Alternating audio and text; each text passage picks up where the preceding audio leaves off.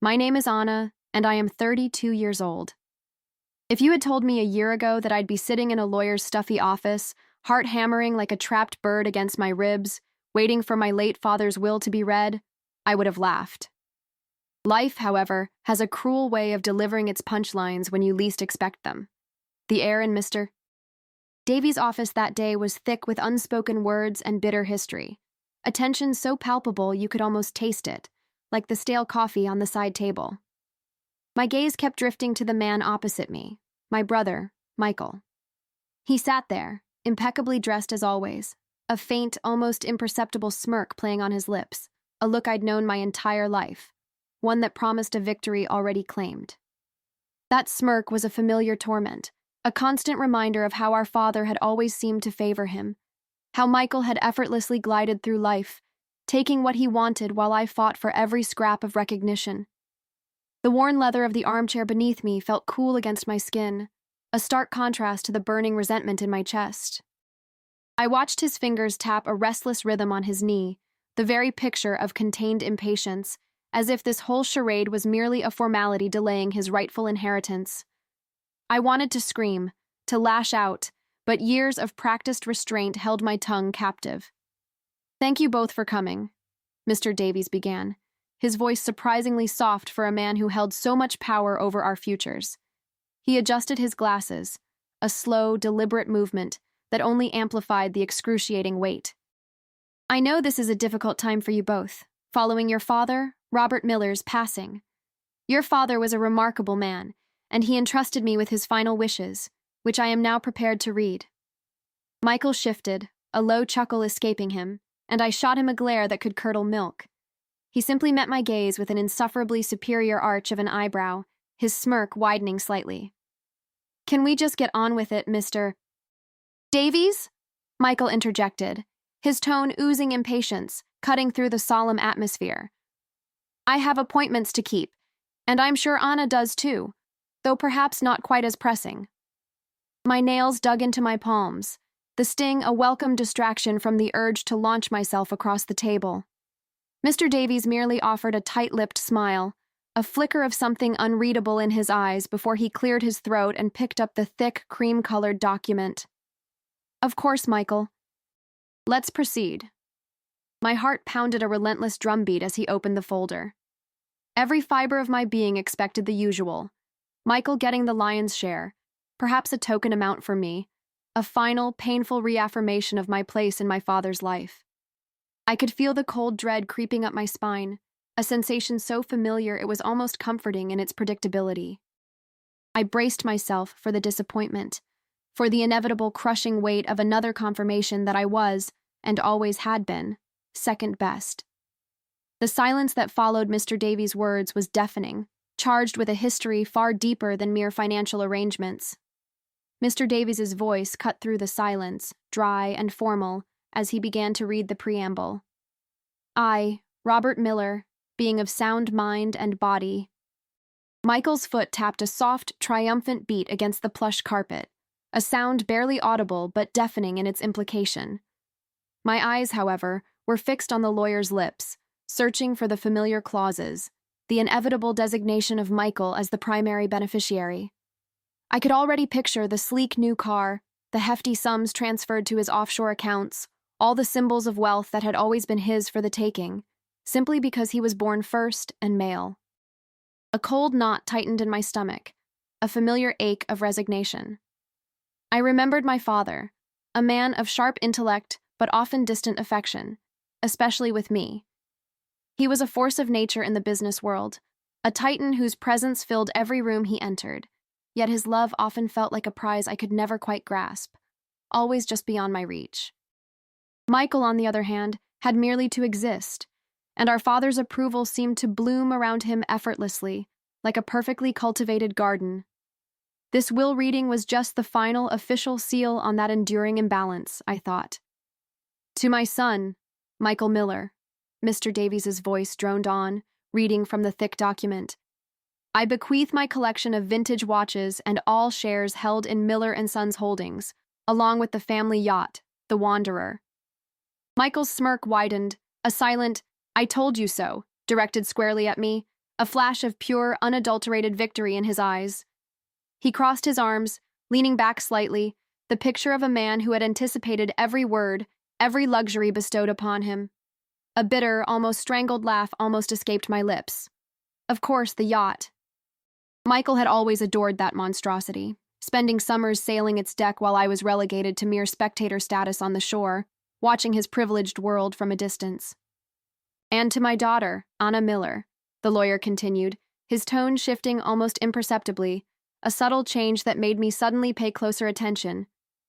I leave my personal library, a trust fund of $500,000, and all rights to the intellectual property of my early unreleased architectural designs.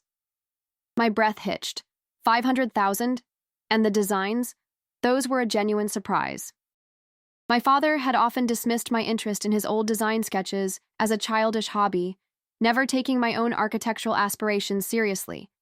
It was more than I expected, certainly, but still a clear second place to the vastness of Miller & Sons Holdings. Michael, however, raised an eyebrow, a flicker of genuine surprise finally breaking through his smug facade. The trust fund was substantial, yes, but the IP for unreleased designs? What was that truly worth? His confident posture stiffened ever so slightly. Now, regarding the primary residence, Mr. Davies paused, adjusting his spectacles again, his gaze sweeping from Michael to me, then back to the document with an almost theatrical slowness. The air in the room, already heavy with unspoken resentments, grew thicker, almost suffocating, as if the very walls were holding their breath. Michael leaned forward, his casual demeanor evaporating, replaced by a sudden, intense focus. His eyes narrowed on the lawyer's lips. This was it, the mansion. The sprawling estate on the bluffs overlooking the ocean, the true jewel in my father's crown. The house where we grew up, where every memory, good and bad, was etched into the very walls, defining our childhood. I braced myself once more, my heart thudding a frantic rhythm against my ribs, fully expecting the pronouncement that would cement Michael's ultimate, undeniable triumph. The primary residence, Mr. Davies announced, his voice a steady drone that belied the earthquake it unleashed. Located at 1420 Ocean Bluff Drive, along with all its furnishings and 3 acres of surrounding land, shall be bequeathed entirely to my daughter, Anna Miller. The word struck me with the force of a physical blow, not painful, but utterly disorienting. My breath hitched, a sharp, involuntary gasp caught in my throat, and the world seemed to tilt on its axis. He said, my name. The mansion. My father's sprawling estate, the heart of his legacy, was not going to Michael. It was coming to me. For a long moment, the only sound was the frantic thrum of my own pulse, drowning out the faint hum of the air conditioning. I stared at Mr. Davies, searching his placid expression for any sign of a cruel jest. But his face remained impassive. Then, slowly, my gaze drifted to Michael. His face, usually a mask of smug composure, was now a canvas of raw disbelief. His jaw was slack, his eyes wide and fixed on the lawyer as if he'd just witnessed an alien invasion. The insufferable smirk was gone, replaced by an unvarnished, almost comical astonishment. "What?" Michael finally managed, his voice a low, strangled rasp that barely carried across the polished mahogany table. He lurched forward, his hand slamming down on the armrest with a dull thud. "What did you just say, Mr. Davies? The mansion? To her? That's impossible, there must be a mistake." His eyes, usually cool and calculating, now blazed with furious indignation, darting between the lawyer and me as if we were both conspirators in an elaborate prank. The air crackled with his sudden, visceral anger, a stark contrast to the quiet dignity that had moments ago filled the room. Mr. Davies calmly removed his glasses, polishing them slowly before replacing them. "There is no mistake, Michael. The will is quite explicit. Your father made his intentions very clear. I grant my beloved daughter, Anna Miller, full and unequivocal ownership of the property known as Ocean Bluff Residence, to be her primary abode and sanctuary. It is a direct and unambiguous bequest." He looked at Michael with an almost pitying expression. My mind reeled. The mansion. It was mine. A strange mix of exhilaration and trepidation washed over me. I knew Michael would never accept this. The predictable patterns of our lives had just been shattered. The abrupt shift in Michael's demeanor was almost comical, if it weren't so terrifying. His face, usually a mask of smug composure, now contorted into pure fury, a vein throbbing visibly in his temple. He slammed his fist onto the mahogany table. "This is a fabrication, mister." "Davies, my father would never do such a thing. The mansion has always been mine, the cornerstone of our family's legacy. Anna has no use for it. She's an architect, always with impractical designs. She doesn't understand what it means to uphold the family name." His voice rose to a guttural growl, eyes fixed on the lawyer, burning with accusation. I felt a strange, cold calm descend upon me. For years I had lived in Michael's shadow. Now I saw him truly rattled. "Michael, calm down," I said, my voice steadier than I expected. "It's father's will. Mr. Davies just read it." My words only seemed to fan the flames of his indignation. "Calm down, Anna," he snarled, whipping his gaze towards me, eyes wide with disbelief. "You truly believe this? Father would hand over his most valuable asset to you? Someone who avoided his business, chose a creative career? This is absurd. You manipulated him, didn't you? Or that old man did." He pointed at Mr. Davies, whose expression remained unperturbed. The unjust accusation stung, though I knew it was born of Michael's shock. Mr. Davies sighed, a quiet sound, before speaking again, his voice cutting through Michael's sputtering rage. "Michael, your father's wishes are clear. They were meticulously documented months ago, and there are no grounds for contesting.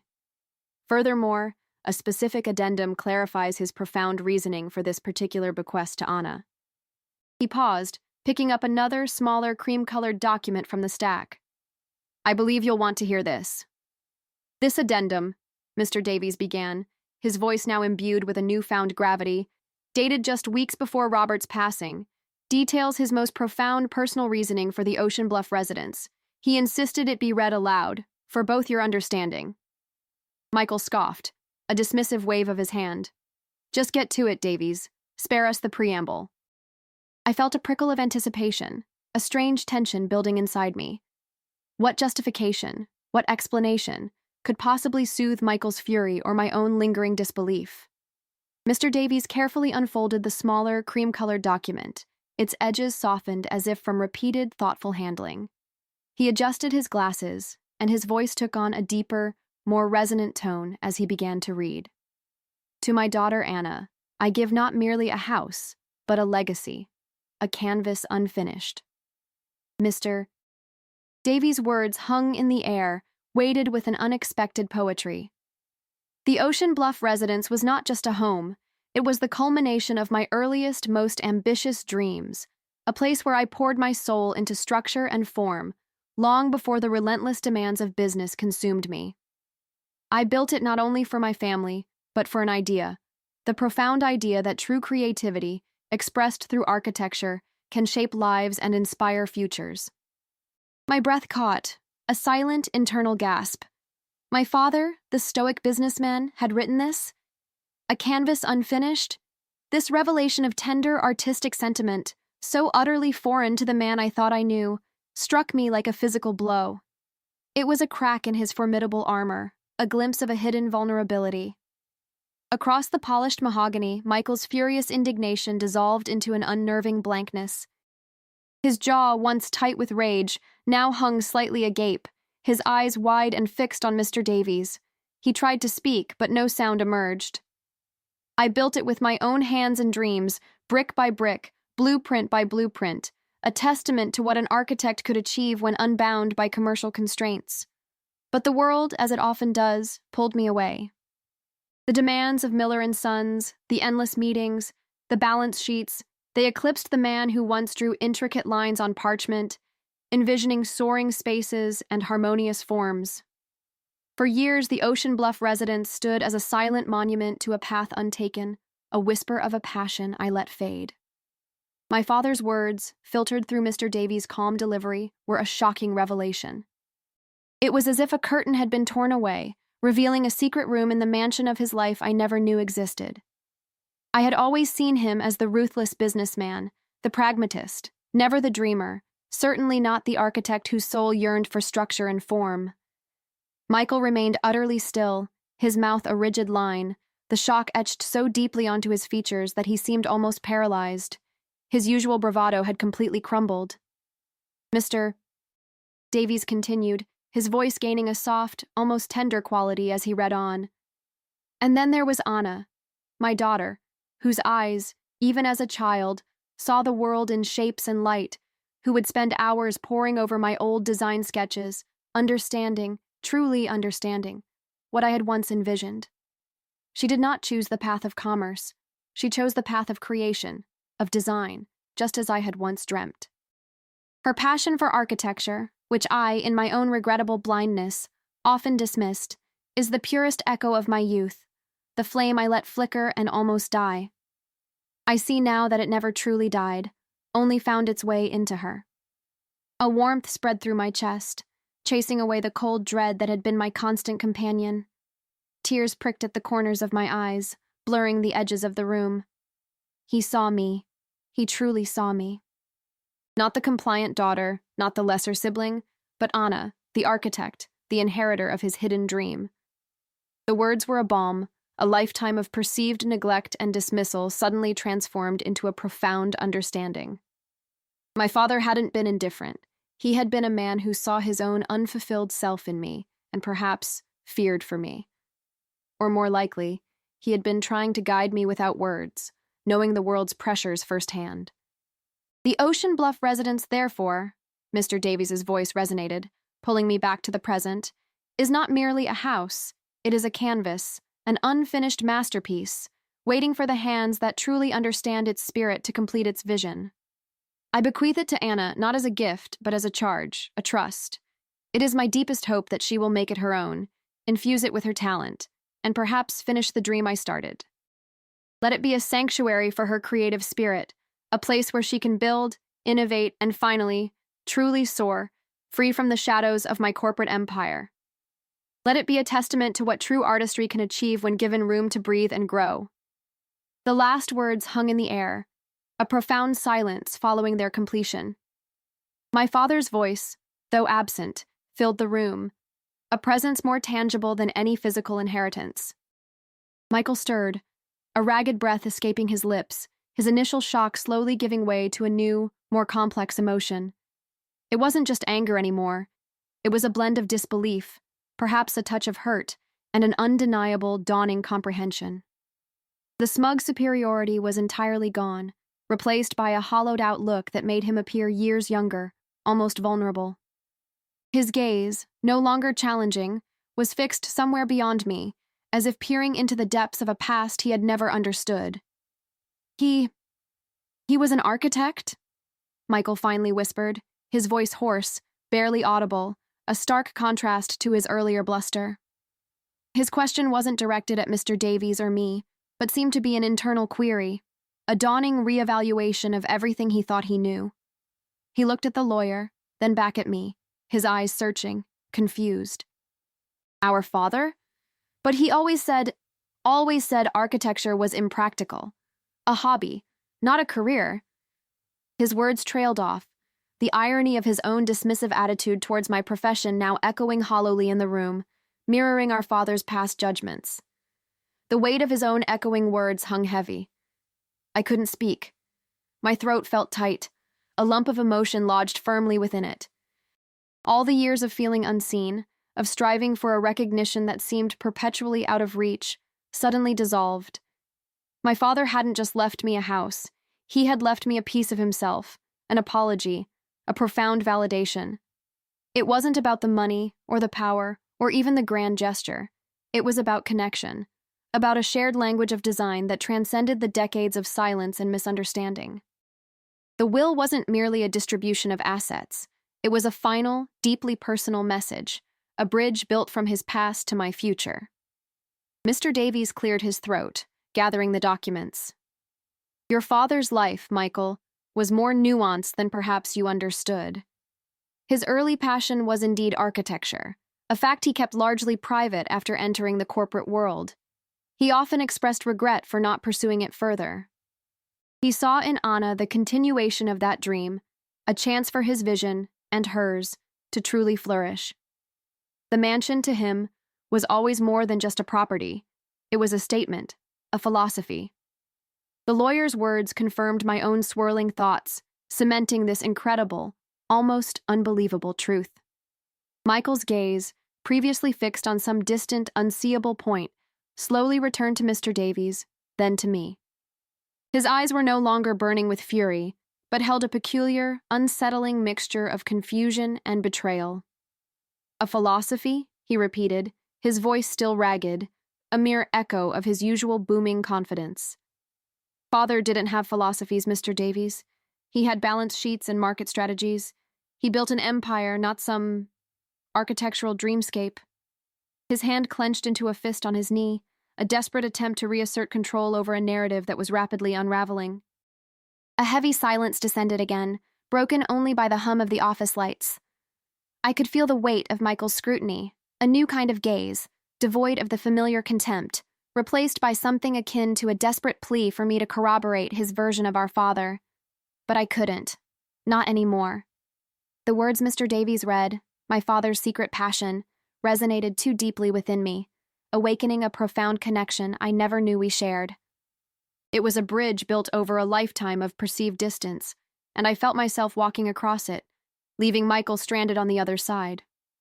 "Michael, I understand this is difficult," Mr. Davies interjected, his voice gentle yet firm.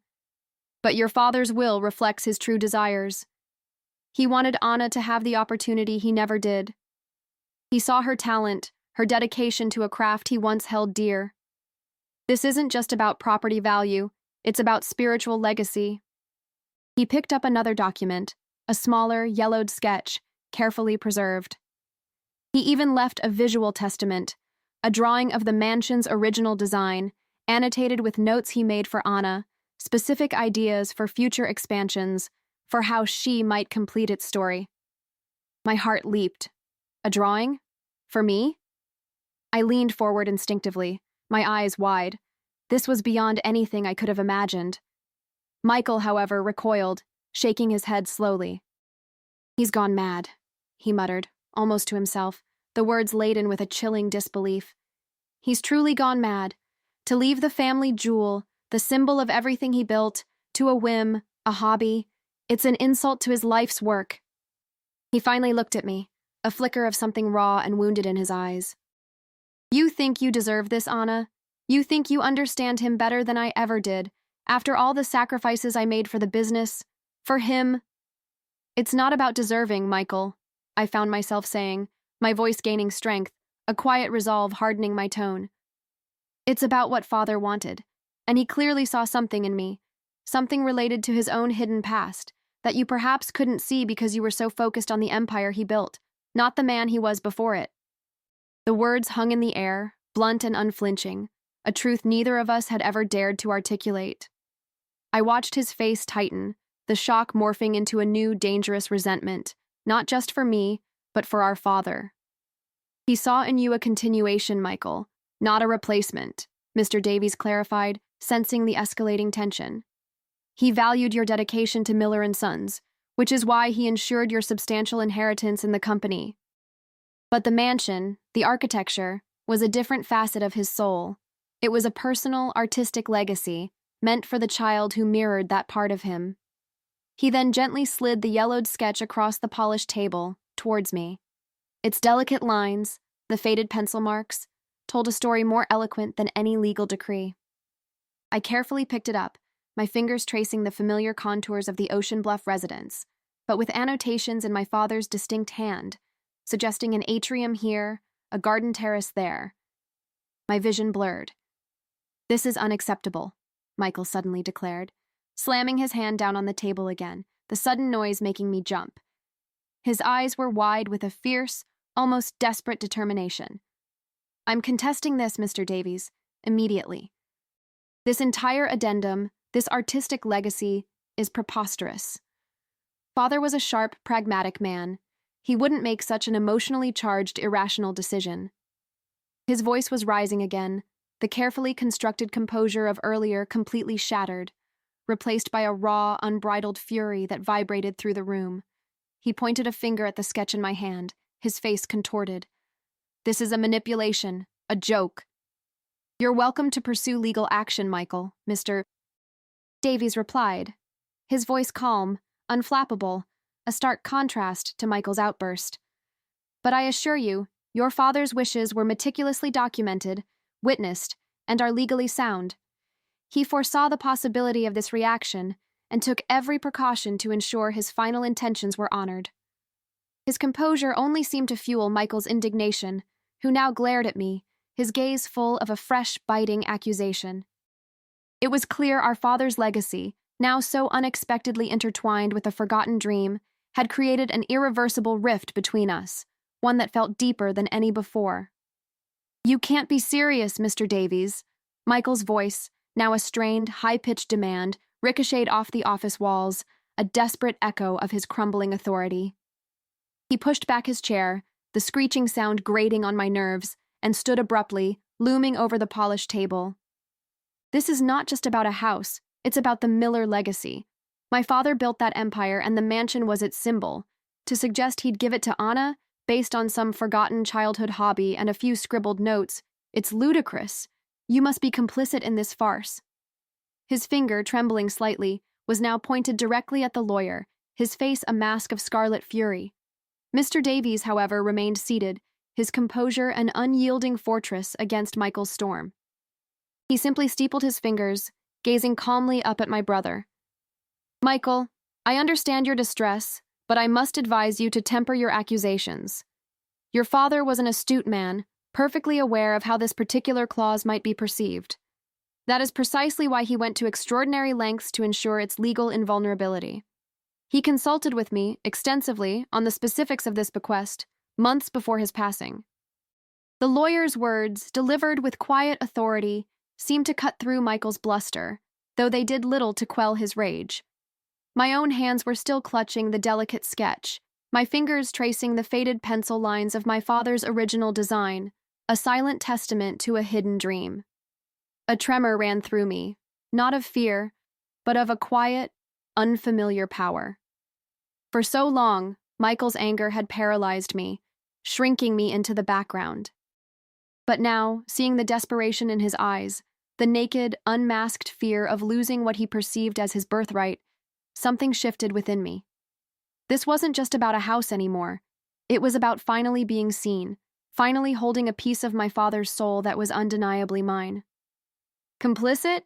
Michael scoffed, a bitter, humorless laugh escaping him. "You expect me to believe that a man who meticulously planned every business deal, every investment, would suddenly become a whimsical artist in his final months? This addendum smells of manipulation, Mr. Davies. Either by Anna or by you, playing on an old man's sentimentality." He slammed his hand against the desk again, the thud a hollow punctuation mark to his growing frustration. The accusation, though absurd, still stung, aiming for the core of my newfound validation. I looked up, meeting his furious gaze, my voice steady despite the tremor in my hands. "Don't you dare accuse Mr. Davies, Michael, and don't you dare diminish Father's words or his intentions. You never understood him, not truly. You only saw the empire, the power, the money. You never saw the man who loved to draw, the man who designed that house with his own hands before he became Robert Miller, CEO." My words, spoken with a quiet conviction, surprised even myself. They were not an outburst of anger, but a statement of truth that had been buried for too long. Michael's eyes widened fractionally, not with understanding, but with a renewed, almost bewildered fury. I didn't understand him. I dedicated my life to his company, to our legacy. I made sacrifices you can't even comprehend, Anna, while you chased abstract dreams and obscure architectural projects. His voice cracked slightly on sacrifices, a raw edge creeping in. He was losing control, and with it, his usual calculated composure. The fight was no longer just about the mansion. It was about our entire fractured history, exploding in the sterile confines of that office. Mr. Davies intervened, his voice a balm of reason in the escalating tension. "Gentlemen, please, Your father anticipated this. He explicitly stated in a sealed letter, to be opened only if the will was contested, that his decision was a deliberate act of love and a correction of his own past misjudgments. He recognized the irony, Michael, of dedicating his life to a corporate world that stifled his true artistic self, and he saw in Anna a chance for that artistic self to thrive, unburdened. He paused, letting the words hang in the air, weighted with the gravitas of a final paternal confession. My eyes widened at the mention of a sealed letter. More layers to this profound, unexpected revelation. Michael, too, faltered, his shoulders slumping slightly, the sheer volume of his father's carefully constructed narrative finally beginning to overwhelm his indignation. "A letter?" he mumbled, his voice suddenly hollow, deflated. The fight seemed to drain out of him, replaced by a weary, almost pathetic disbelief. The image of the powerful, pragmatic father he had always known was dissolving before his eyes, replaced by a ghost of a man he never truly recognized. "Yes, Michael, a letter," Mr. Davies confirmed softly, his gaze filled with a quiet sympathy. "He wanted you both to understand, truly understand his heart behind these decisions. He spoke of the weight of expectation, the pressures of upholding a name, and how he inadvertently placed those same burdens on you, while perhaps neglecting the very spirit he once cherished."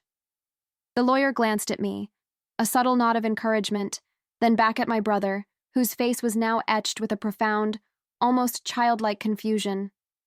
The rage had not vanished, but it had morphed into a raw, vulnerable hurt. This was the moment the old Michael began to unravel, stripped bare by the undeniable truth of a father he thought he knew. My gaze lingered on Michael's face, tracing the lines of bewilderment that replaced his usual arrogance. For the first time in my life, I saw him not as a rival, but as a man truly lost, the foundations of his world crumbling around him. It was a strange moment of empathy, fleeting but profound. He had spent his entire life striving to be the son our father wanted, only to discover that the father he knew was, in many ways, a persona. Mr. Davies, observing the silence that had settled, reached for a crisp, cream-colored envelope, sealed with a familiar, ornate wax stamp, our family crest. He held it out, a quiet offering in the charged air. "This is the letter I mentioned, Michael," Mr. Davies said, his voice softer now, almost a murmur. "Your father wished for it to be opened only if the will's provisions caused significant dispute. He hoped it would provide clarity, and perhaps peace." Michael didn't move, his eyes fixed on the envelope as if it held a viper. He seemed incapable of reaching for it. A sigh escaped me, and without thinking, I gently took the letter from Mr. Davies's hand. The paper was cool against my fingertips, surprisingly heavy, and I could feel the faint imprint of the wax seal. "I'll read it," I whispered, my voice barely audible. Mr. Davies nodded, a small, encouraging gesture. My heart thumped a nervous rhythm against my ribs as I carefully broke the seal, the crisp sound echoing loudly in the hushed office. I unfolded the single sheet of thick parchment, its surface adorned with my father's elegant, distinctive script. Michael watched me, his expression unreadable, a complex cocktail of fear and desperate curiosity. His chest rose and fell in shallow, uneven breaths, a stark contrast to his earlier, controlled impatience. "My dearest children, Michael and Anna," I began, my voice trembling slightly as I read the words aloud. "If you are reading this, it means the path I chose for my final legacy has caused disruption, and for that, I am truly sorry. I am sorry for the distance I sometimes kept, for the expectations I placed, and for the parts of myself I allowed to fade into shadow. Michael, my son, you embraced the empire I built with unwavering dedication. You bore the weight of the Miller name with strength and pride, and for that, I am eternally grateful. The business, the wealth, it is rightfully yours, and I know you will lead it to new heights." I paused, glancing at Michael. His eyes were closed, a single tear tracing a path down his cheek, an utterly uncharacteristic display of emotion that shocked me to my core. He had always been so stoic, so impenetrable. It was a raw, visceral moment, shattering years of carefully constructed facades. The air in the room seemed to vibrate with unspoken history, with decades of a father's complicated love and two children's yearning for his approval. This letter, his true voice, was cutting through all the corporate rhetoric. I continued, my voice steadying, finding a new resolve as I spoke my father's truths. But Anna, my daughter, you remind me of a different man, a younger man, who found joy in the line of a blueprint, the curve of a dome, the silent poetry of a perfectly structured space. You saw the dreams in my old sketches, the yearning in my hands, even when I had forgotten them myself. The Ocean Bluff residence was not just a house. It was my first real canvas, a project where my heart, not my ledger, guided my hand. I let the world convince me that this passion was impractical, a distraction from the real work of building an empire. The words resonated, painting a vivid picture of a man I had barely known. My father, the architect, the dreamer. It was a painful, beautiful revelation. I made a mistake, my children, in letting that part of me die, and a greater mistake, perhaps, in not nurturing that artistic spirit in Anna as openly as I should have. I saw your talent, Anna, your relentless pursuit of beauty in form, and I recognized the echo of my truest self. This is why I leave you the mansion, not as mere property, but as an opportunity, a commission, a profound request.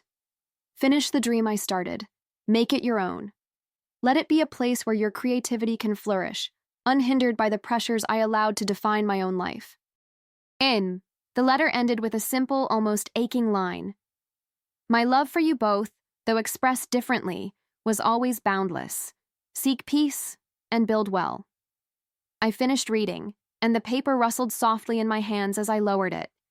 The silence that followed was immense, heavy with the weight of revelation and grief.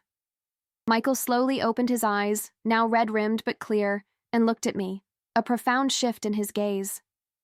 The anger was gone, the confusion replaced by a quiet, devastating sadness. He truly meant it, Michael rasped, his voice barely a whisper, devoid of its usual power. He looked at Mr. Davies, then back at me, as if seeing us for the first time. He wanted you to finish his dream, not to sell it off, not to turn it into another asset, but to create. The understanding, raw and belated, finally settled over him.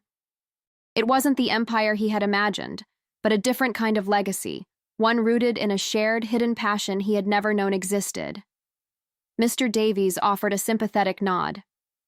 Indeed, Michael, your father sought to rectify a personal regret, and in doing so, he offered Anna a unique inheritance, the chance to live the artistic life he suppressed.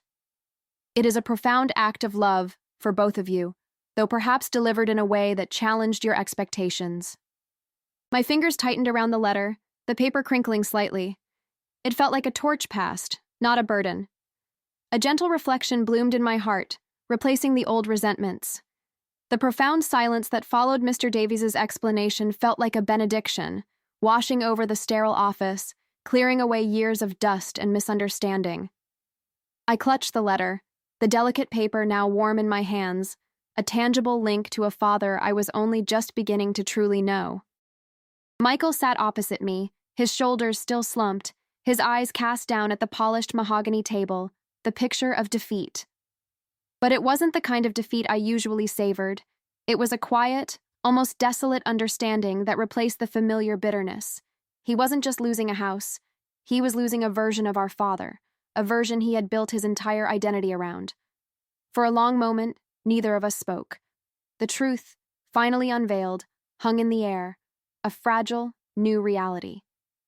My own heart, which had been a frantic drumbeat for so long, now settled into a steady, calm rhythm. The resentments, the aching need for validation, the feeling of being perpetually overlooked, they hadn't vanished entirely, but they had softened, like old scars finally beginning to fade. My father, in his final act, had not only given me a home, but had also given me a voice, a profound connection to a shared dream I never knew existed.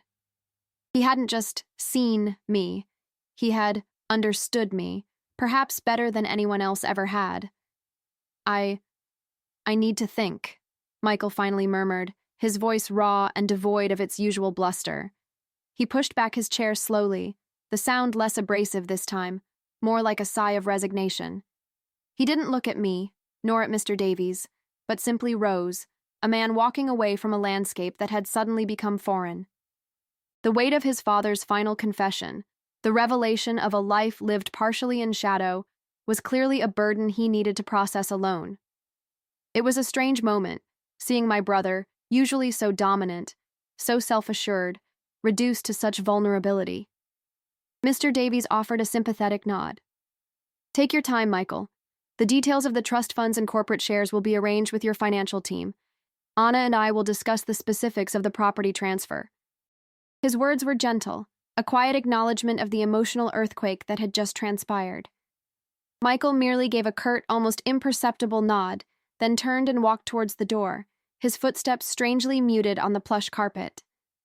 The click of the latch as he left was the softest sound in the world, yet it echoed with the finality of a chapter closing, irrevocably. Alone with Mr. Davies, I felt an entirely different kind of silence descend, one filled with possibility, not tension. I looked down at the sketch in my hands, then at the letter. The faded pencil lines, the elegant script, they were more than just paper. They were threads weaving together a new narrative for my life. "Anna," Mr. Davies said softly, bringing me back to the present, "this is a significant gift and a significant responsibility. Your father truly believed in your vision. He wanted you to breathe life into his architectural dream, to make it yours." A small, hopeful smile touched my lips. I think I understand, Mr. Davies, more than I ever thought I would." The scent of old paper and the subtle aroma of the leather armchair filled the air, anchoring me in the moment. I thought of the Ocean Bluff residence, not as a symbol of my brother's entitlement or my father's corporate power, but as the canvas unfinished, waiting for my touch. I could almost feel the cool ocean breeze from its bluffs, hear the distant cry of gulls, see the sunlight illuminating the spaces my father had envisioned and now entrusted to me. "Your father was a man of great foresight, Anna," Mr. Davies continued, his voice calm and reassuring. "He ensured that the trust fund allocated to you would provide not only for the upkeep of the property, but also for any future renovations or expansions you might envision. He anticipated that you, as an architect, would have grand plans." The implications of this sank in. Not just a house, but the means to transform it, to complete its story, my story, in my own way. It was an overwhelming, yet exhilarating prospect. I finally looked up, my gaze meeting Mr. Davies' kind eyes. "Thank you," I said, my voice thick with emotion. "Thank you for everything, Mr. Davies, for bringing his true voice to us." He simply smiled, a genuine, warm smile that seemed to understand the full weight of the moment.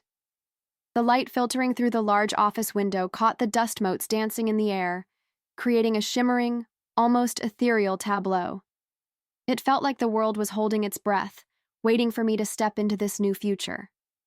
As I rose to leave, the letter and sketch carefully tucked into my bag, I felt a lightness I hadn't experienced in years. The resentment that had once defined my relationship with my family, with myself, had finally lifted. The mansion, once a symbol of everything I didn't have, was now a beacon of everything I could create. It was a whisper from the past, guiding me towards a future I was finally free to build, brick by beautiful brick. My father's true legacy was not in his empire, but in the enduring power of a dream passed on, a silent invitation to soar.